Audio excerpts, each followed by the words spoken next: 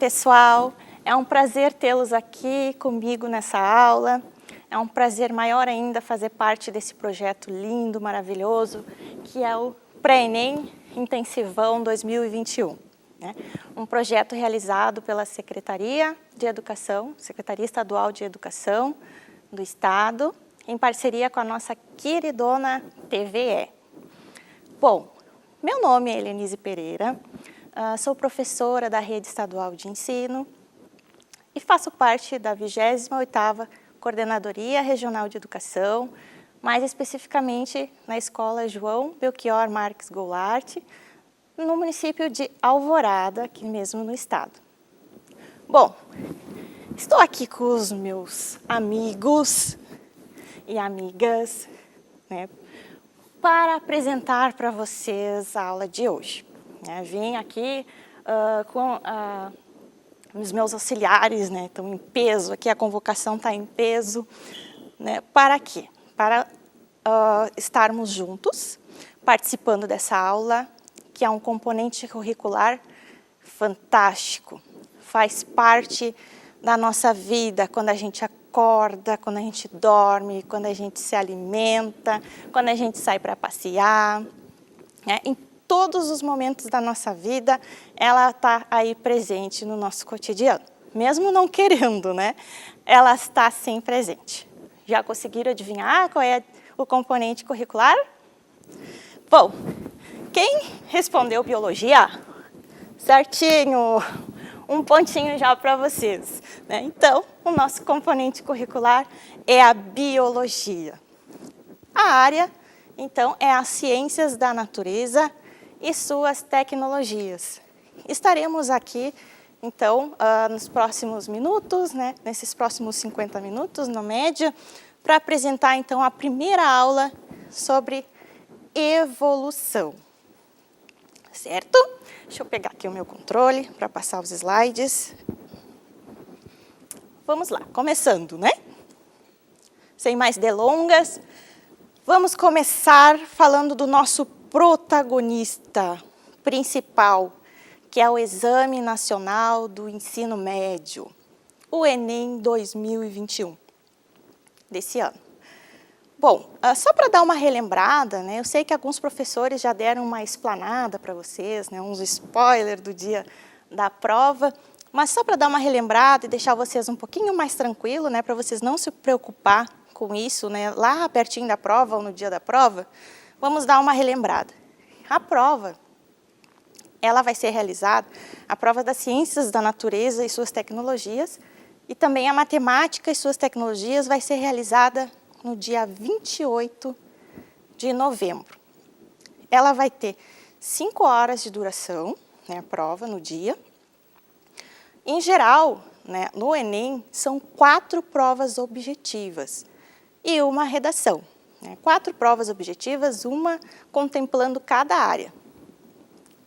Na área das ciências da natureza e suas tecnologias, nós vamos ver 45 questões de múltipla escolha, né? São questões objetivas, né? que vão estar lá para vocês marcar direitinho no gabarito.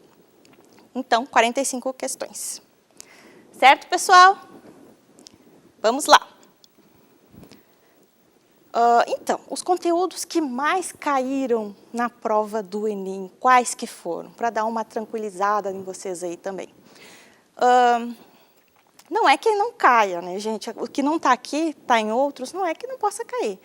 Mas demos uma pesquisada do ano de 2019 até o ano de 2009 até o ano de 2019. Esses foram os conteúdos que mais caíram, de biologia, né? Que mais caíram na prova do ENEM.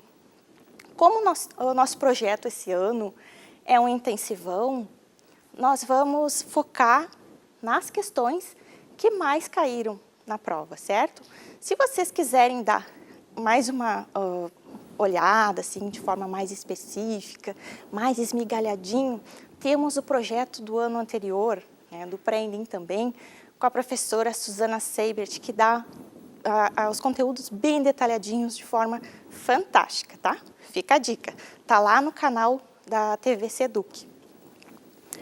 Esse ano, então, nós vamos fazer um intensivão nesses conteúdos, nas questões que mais vão cair, certo, pessoal? Então, primeiro lugar que sempre cai, assim, bastante, é ecologia. 30% das questões são relacionadas à ecologia. 13% são relacionadas à citologia, o estudo das células. 9% são relacionadas à fisiologia, principalmente à fisiologia humana, tá? Que cai bastante. Genética, 9%, bioquímica, 7%, botânica, 6%, evolução, 6% também, biotecnologia, 6%, zoologia, 5%, saúde, 4%, parasitologia e histologia, que é o estudo da histologia, o estudo dos tecidos, né? 2%, e outros, aí nós veremos, nós temos 1%, tá, gente? Seguimos. Bom, vou começar, né, falando para vocês algo assim que é o básico da biologia. É o basicão, né? Nós vemos no ensino fundamental e nós vemos também de uma forma mais minuciosa no ensino médio, sobre os níveis de organização dos seres vivos. Tá? Isso aqui vocês têm que saber de cor, assim, tem que olhar e já saber os conceitos. Porque sabendo os conceitos na ponta da língua, fica melhor de associar e de interpretar bem, sabe, as questões. Às vezes uma resposta está ali no enunciado.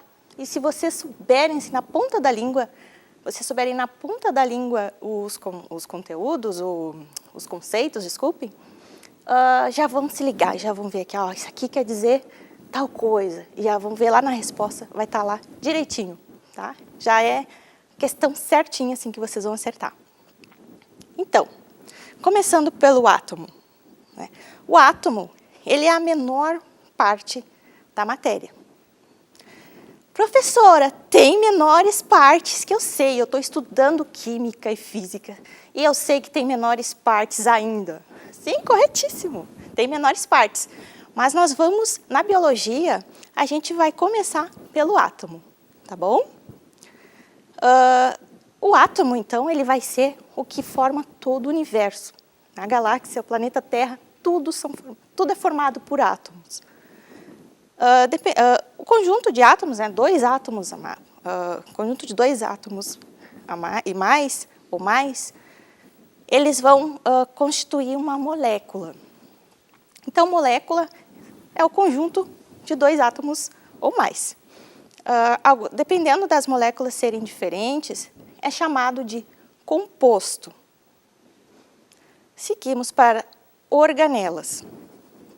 Então, as organelas, elas são conjuntos, né, de moléculas e de compostos.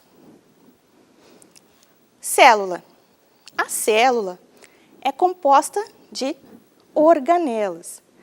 Cada organela tem uma função específica dentro da célula que vai auxiliar ela no seu funcionamento. Cada uma tem o seu deverzinho ali dentro da célula, que é de suma importância para que haja um bom funcionamento da célula. A célula, então, ela vai ser a menor parte de um ser vivo.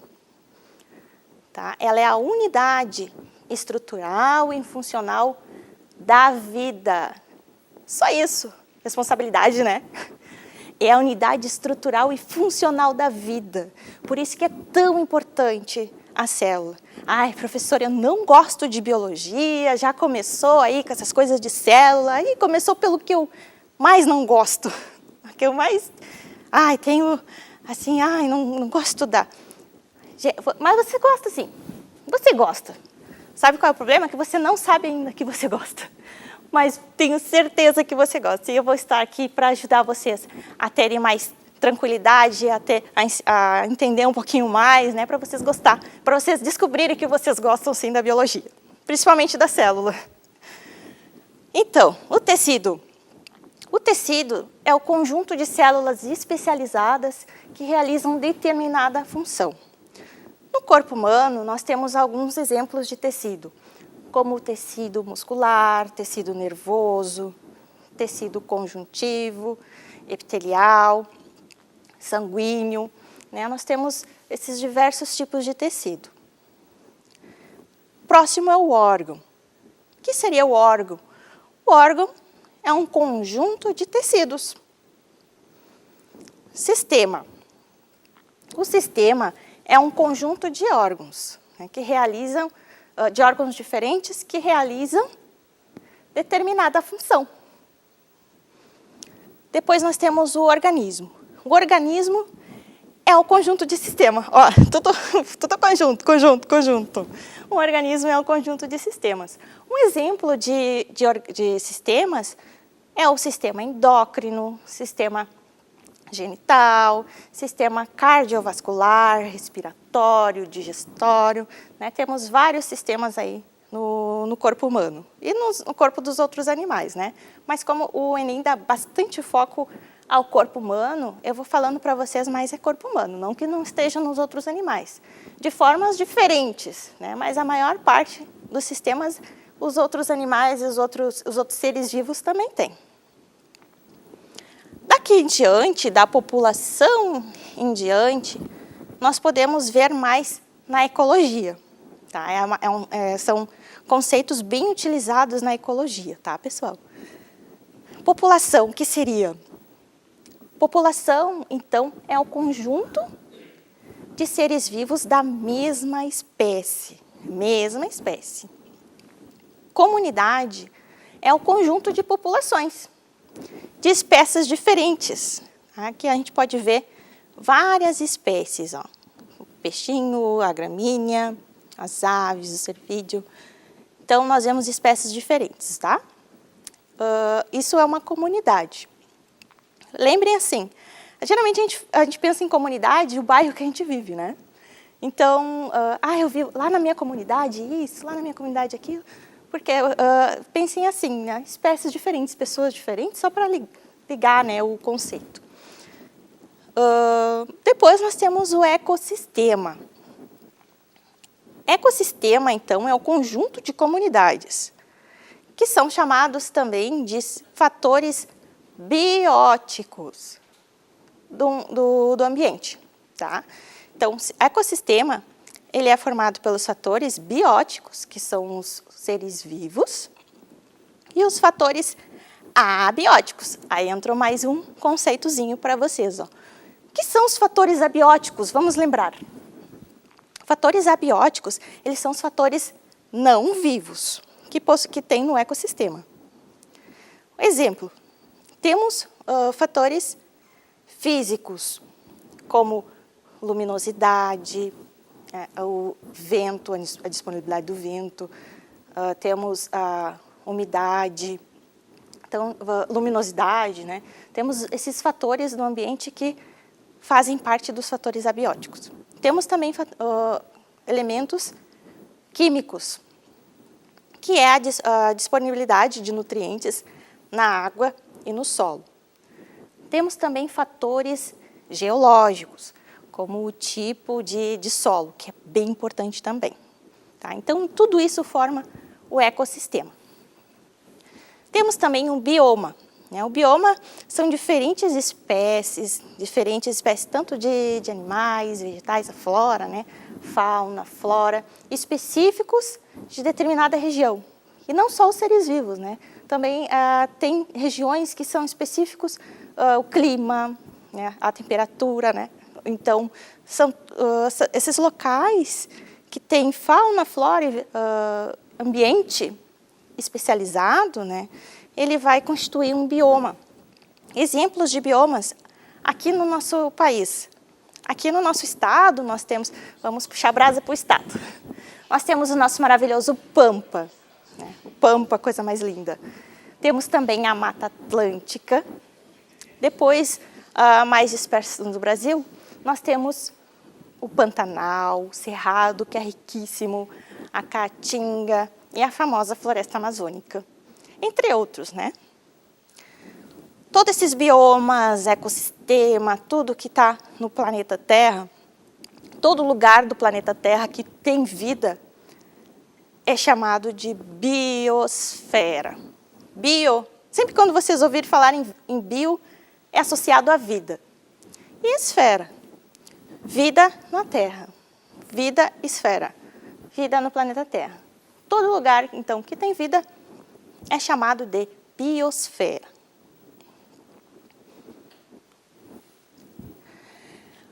Bom, deixa eu só voltar aqui.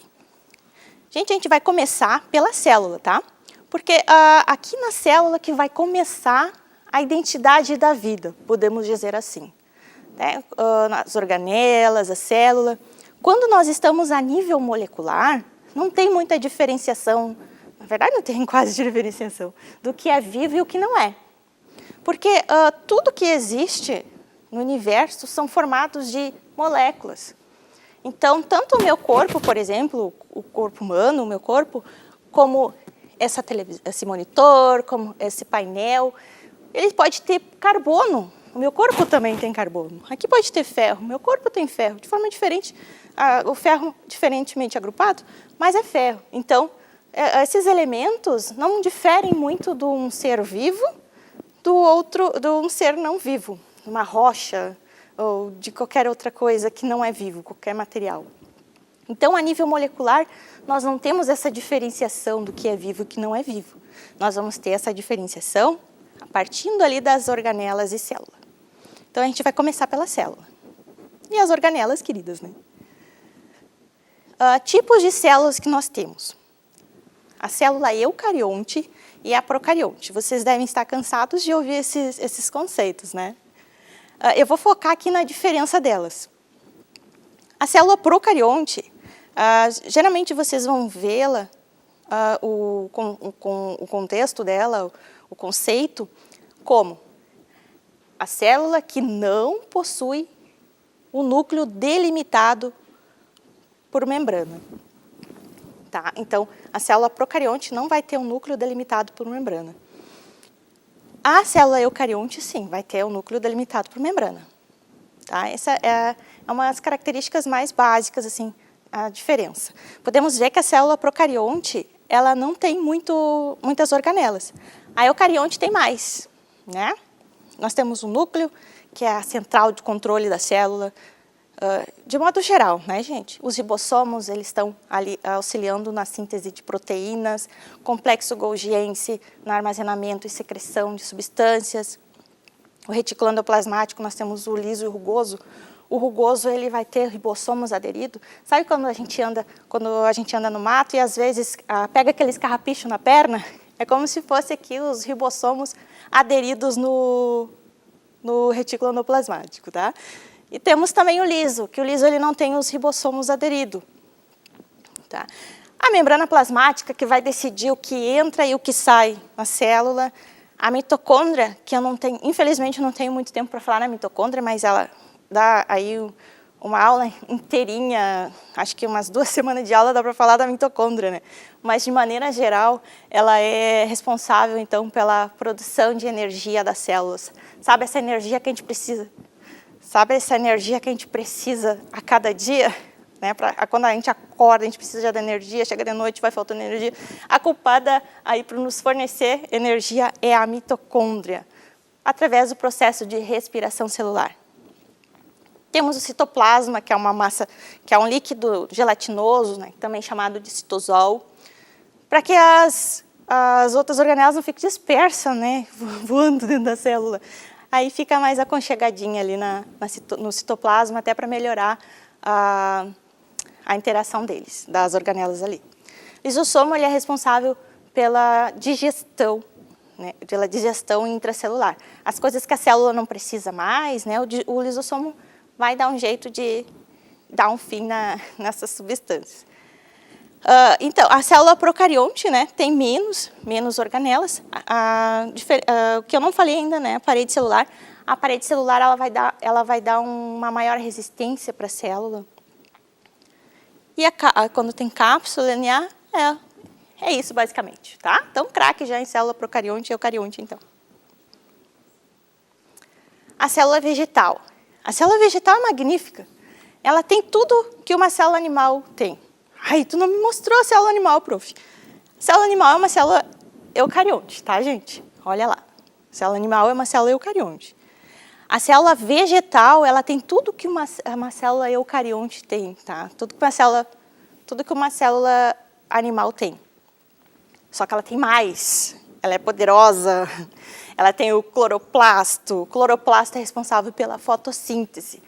Se os animais tivessem o cloroplasto na célula, ia ser tão diferente. A gente ia se alimentar, a gente ia ser autossuficiente. Nós iríamos ser autótrofos, né? Produzir o nosso próprio alimento, não precisar se alimentar de outro ser.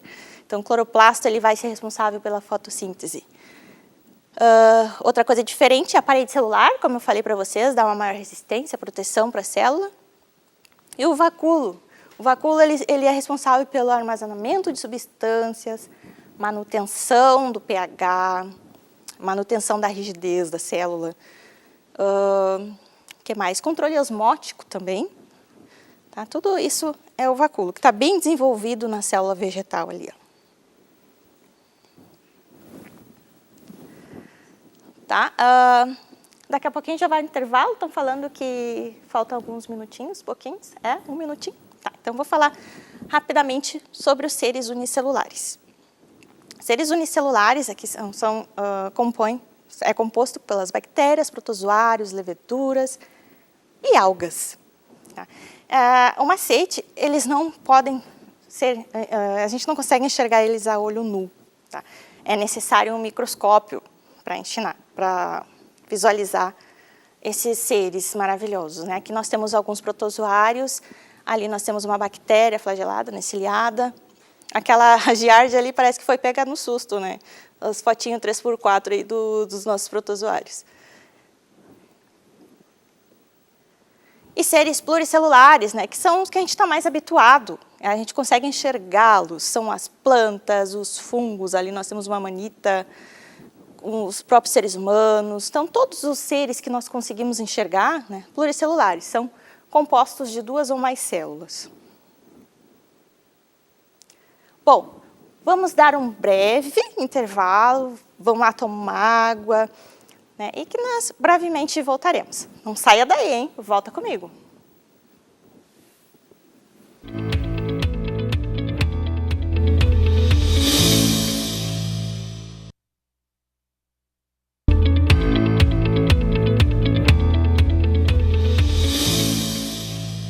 Olá, pessoal. Viu como foi rapidinho? Não deu nem tempo de sentir saudade, né? Que bom que vocês voltaram.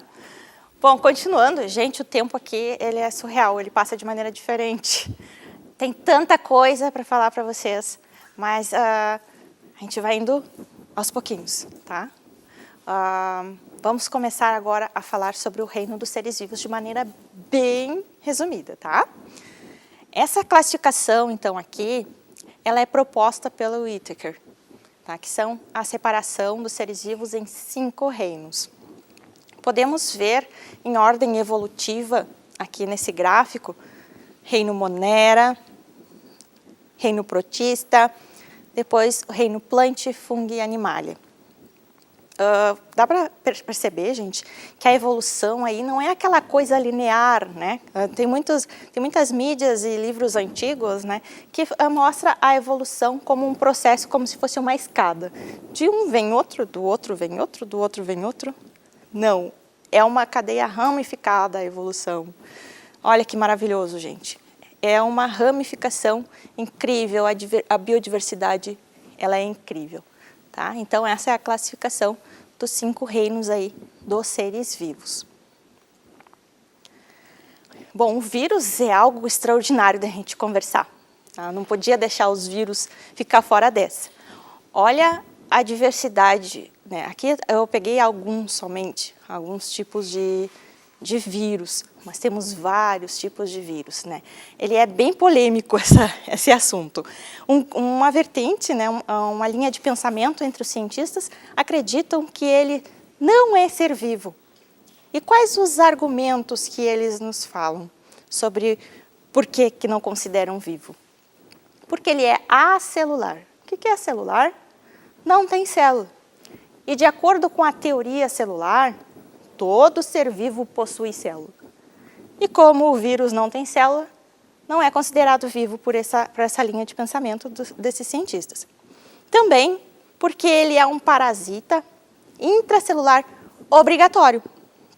Ele não tem metabolismo fora de uma célula hospedeira. Ele não possui metabolismo. Ele só vai ter um metabolismo quando ele está no interior da célula. Aí ele vai fazer a célula trabalhar para ele se reproduzir, se replicar. Outra vertente, outra linha de pensamento considera ele vivo sim.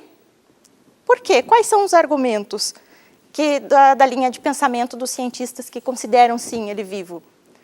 Porque ele tem material genético, né? RNA, de forma geral, e alguns têm DNA. Ele tem material genético, ele tem uma variabilidade grandíssima, né? Nós podemos ver aí natalidade na prática, na vida real, como ele consegue fazer mutações, né, para tentar driblar o nosso sistema imunológico. Ele tem essa imensa variabilidade e também ele se reproduz, né? Ele se replica. Então, o bom é, se numa mesa de domingo lá, tá, a família, surge esse assunto, né? Digamos que surge. O que você acha? Você quer polêmica, faz essa pergunta. O que você acha? O vírus é vivo ou não vivo? O legal é que se tu achar que ele é vivo, tá certo. Se tu não achar que ele não é vivo, tá certo. É que vai depender do ponto de vista e dos argumentos, né? Fundamentados cientificamente. Aqui uma breve explanação da reprodução dos vírus, né? Como é que funciona. Eu trago uma imagem, né, que traz o ciclo lítico e o ciclo lisogênico. Aqui é um bacteriófago, é um vírus que infecta bactérias, né? Mas é a forma geral assim do que o vírus infecta as células de maneira geral, de animais, plantas, até plantas os vírus infectam, até a própria bactéria, né? Então, o bacteriófago, né, o vírus, ele se liga à superfície da célula, nesse caso bactéria.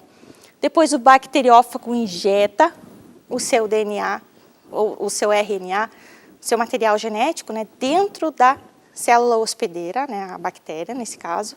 A partir daí ele pode migrar pelo ciclo lisogênico ou pelo ciclo lítico. No ciclo lisogênico, ele vai se multiplicar junto com a célula hospedeira. A célula, quando ele se liga à célula, ele vai se ligar ao cromossomo da célula. Enquanto a célula se divide e se multiplica, aí os matemáticos vão à loucura, né? A célula, então, ela se divide e, ao mesmo tempo, ela se multiplica. E aí o material genético do vírus vai se multiplicando junto com a célula. E pode ficar assim de boas, lá na célula se multiplicando. Às vezes ele espera um momento adequado para mudar para o ciclo lítico, ou às vezes não, vai ficar ali no ciclo lisogênico. No ciclo lítico, o material genético do vírus, ele vai fazer com que a célula produza as proteínas, outros dele. Depois que reproduzir outros dele, ali a célula a gente pode ver na imagem, ficou cheia, né, cheia de vírus ali dentro. Ela vai romper, a célula vai romper e vai liberar os novos vírus aí no organismo. E esses novos vírus vão lá infectando as outras células, né? Basicamente, a reprodução do vírus é esta, tá? Bom, eu trouxe aqui algumas questões do Enem, né? Porque as questões do Enem é bastante assim interpretação, né? Então, se você chegar lá já com o cérebro adaptado, acostumado assim, a ler esse tipo de questão, já é meio caminho andado, né? Porque às vezes a gente chega numa prova não tem a mínima ideia do que esperar, né? Isso, até a gente se situar ali na prova, perde um tempo. E o tempo é algo precioso, né? Que a gente não pode perder no Enem, na prova do Enem. A primeira questão. Então, eu trouxe questões, né, associadas ao que a gente viu hoje, tá, gente? Não se preocupem. Na família Retroviridae, encontram-se diversos vírus que infectam aves e mamíferos, sendo caracterizada pela produção de DNA a partir de uma molécula de RNA. Alguns retrovírus infectam exclusivamente humanos, não necessitando de outros hospedeiros, reservatórios ou vetores biológicos. As infecções ocasionadas por esses vírus vem causando mortes e grandes prejuízos ao desenvolvimento social e econômico. Nesse contexto, pesquisadores têm produzido medicamentos que contribuem para o tratamento dessas doenças.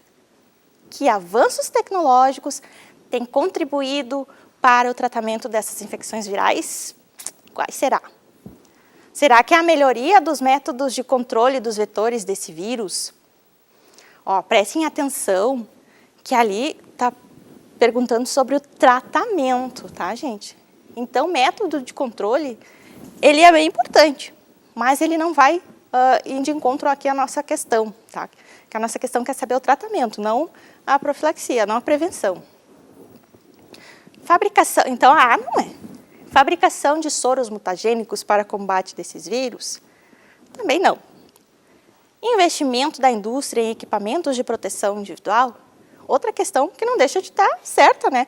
Mas essa questão aqui é antes da pessoa se infectar. E a questão quer saber o tratamento, é depois que a pessoa já se infectou. Então, não é a C. Letra D. Produção de vacinas que evitam a infecção das células hospedeiras? Mais uma questão que é a prevenção. A vacina ela vai ser importante na prevenção, tá? Não no tratamento. Letra E. Desenvolvimento de antirretrovirais que dificultam a reprodução desses vírus. Será que é? O que vocês acham? Antirretroviral, gente, ele vai atuar na reprodução do vírus. E a reprodução do vírus quando o vírus já está lá dentro da célula. Então, é um tratamento, sim, para as doenças causadas por vírus. Então, a resposta certa é a letra E. E de Helenise. A segunda questão. A classificação biológica proposta por Whittaker permite distinguir 5 grandes linhas evolutivas, utilizando como critérios de classificação a organização celular e o modo de nutrição. Whittaker e seus colaboradores, com base na comparação das sequências que codificam o RNA ribossômico dos seres vivos, estabeleceram relações de ancestralidade, entre os grupos e concluíram que os procariontes do reino Monera não eram um grupo coeso do ponto de vista evolutivo. Então, aqui nesse quadro, né, nós podemos ver ali a classificação de Whittaker, que são os 5 reinos, e a classificação de Whittaker, que são os 3 domínios, que é a arqueia, eubactéria e eucária. A primeira classificação, ali no lado esquerdo, foi no ano de 1969. E do lado direito, ali, nós podemos ver essa segunda classificação, que é do ano de 1990. A pergunta agora. A diferença básica nas classificações citadas é que a mais recente se baseia fundamentalmente em... Tá, só para ver ali qual é a mais recente? Qual é o ano mais recente? É de Whittaker, 1990. Então, vamos focar aqui. O que ela se baseia? Tipo de célula? Nós temos, lembra? Lá no primeiro slide, os primeiros slides? Temos 2 tipos de célula, eucarionte e procarionte. Então, não se baseia nesse. Aspectos ecológicos? Não, nós não vemos aqui a população, a comunidade, né, o ecossistema, não. Relações filogenéticas, a letra C.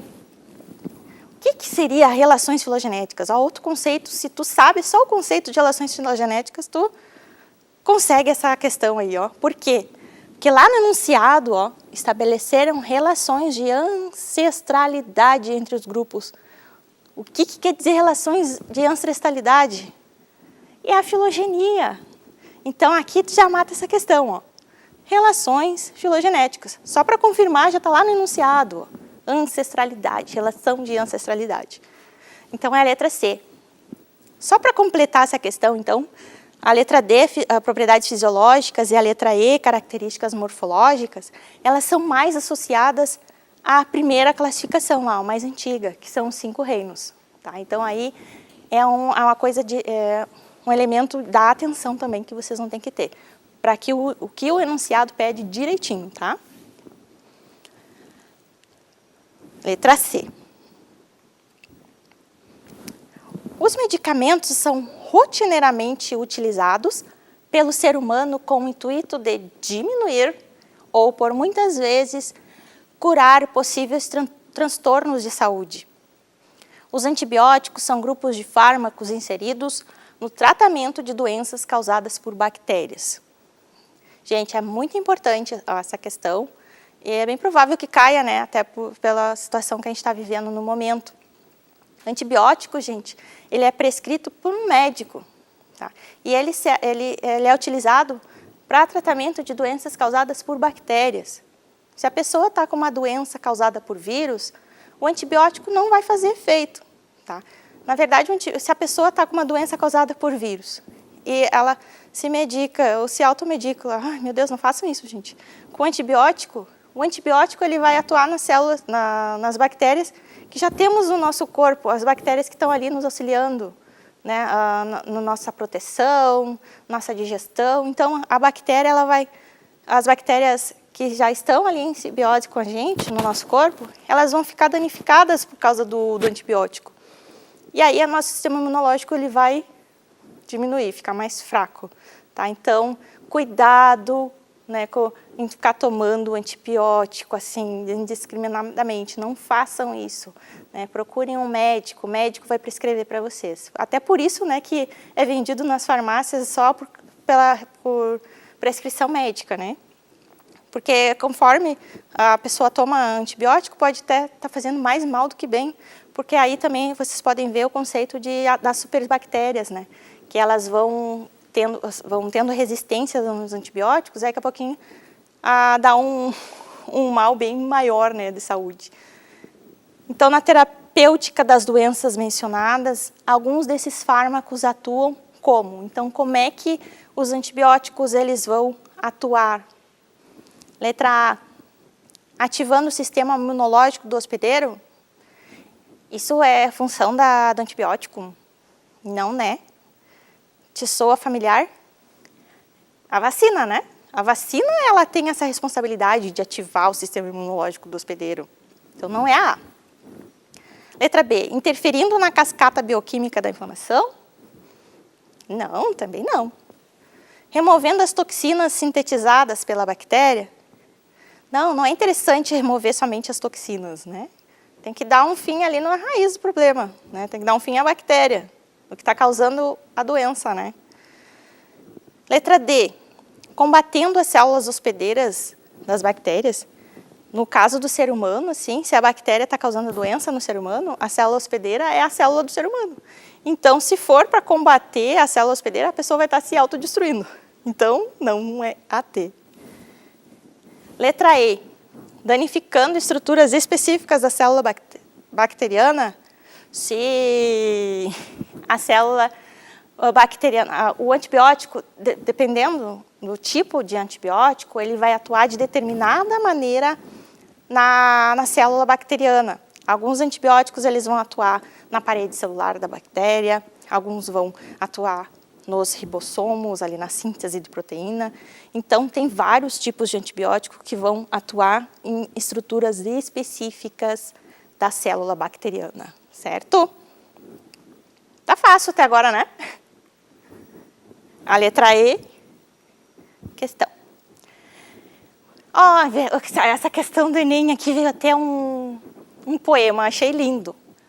Os bichinhos e o homem, a Arca de Noé, Toquinho e o grande Vinícius de Moraes.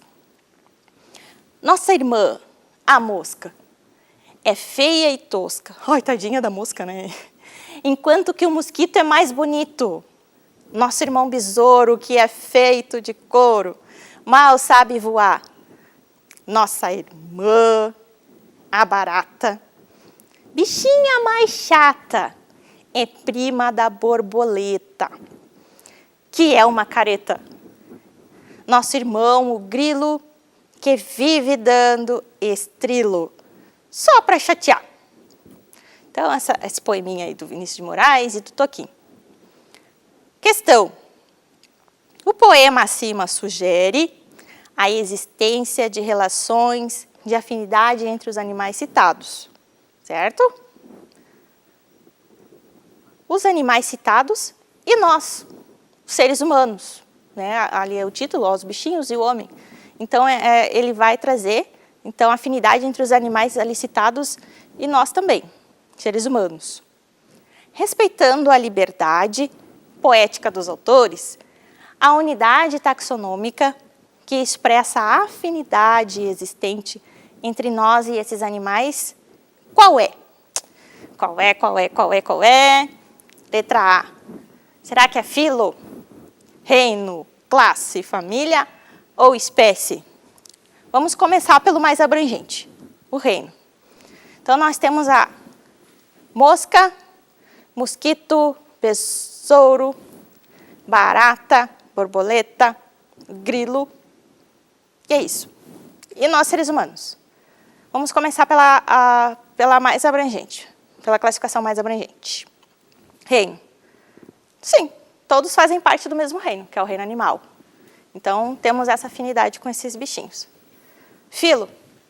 Será que é o mesmo filo? Seres humanos e esses insetos? Será que são o mesmo? Filo? Ah, bem. Quando erra, né? Não. A mosca, o mosquito, o besouro, barata, borboleta e grilo são do filo Artrópoda. E os seres humanos são do filo Chordata. Então, o filo já é diferente. Então, se o filo for diferente, todo o resto é diferente também. Classe, família, espécie, tudo é diferente. Então, nós temos afinidade só o reino, que é o reino animal.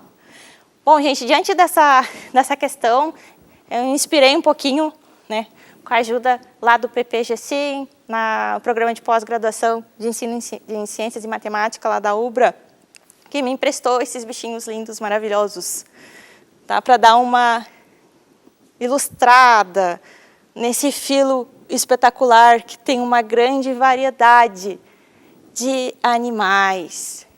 Tá? Nós temos aqui alguns que vocês podem ver, que muita gente tem asco, né, de inseto, mas eles são importantes polinizadores, são importantíssimos para a manutenção do ecossistema. Temos diversas ordens, a ordem Odonata, Orthoptera, Hemiptera, Homoptera, Coleoptera. Então, nós temos os libélulas, baratas, percevejos. Tá? A Lepidoptera também está aí nesse exemplo aqui que eu trouxe para vocês, que são as borboletas e as mariposas. Tá? Então, aí tá alguns exemplos, ó que lindas. Lindos, né? Voltando, então, para deixar vocês com gostinho de quer mais. Voltando para nossas questões, tá? Então, somos aparentados a nível de reino, tá?